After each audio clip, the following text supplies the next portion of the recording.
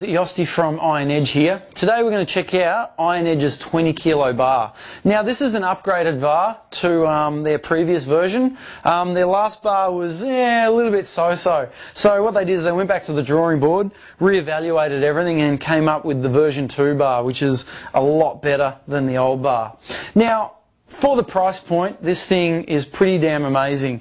You know, a lot of the bars out there, they're just, you can feel the quality in them. You know, they're very thick, they're very clumsy.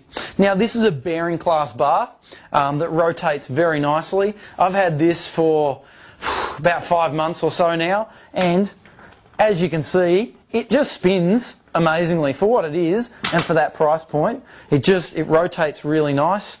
The knurling on the bar also is not too coarse. It's what I'd say like a medium style knurling, so it's comfortable on the grip without being raspy or slippery, so it's a good medium style knurling.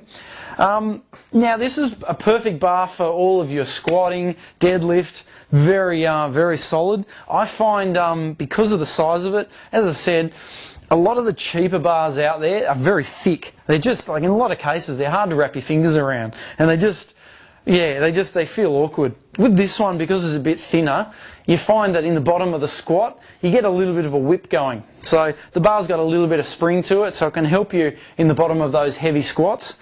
And it's got a nice feel about it. As I said, I've been using this for over 5 months now. Look, it's not the strongest bar in the world, and I'm not advocating that you can get away with everything with this bar.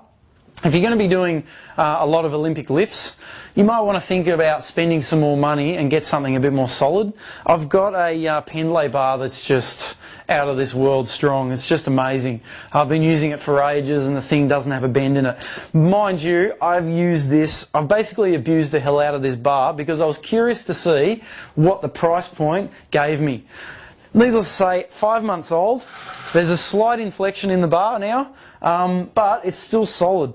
It rotates just as smoothly as when I bought it. Really solid bearing, so amazing in that regard. Now, as I mentioned, if you're going to be using this for just Olympic lifts, think about maybe paying a little bit extra money. Look, the thing is, it's going to end up bending, constantly smashed and thrown from overhead, but it's going to last you a while, but you will have to replace it. By spending the extra cash, it's going to last you a hell of a lot longer. If you're just doing, your squats, deads, bench and so forth, this will last you forever.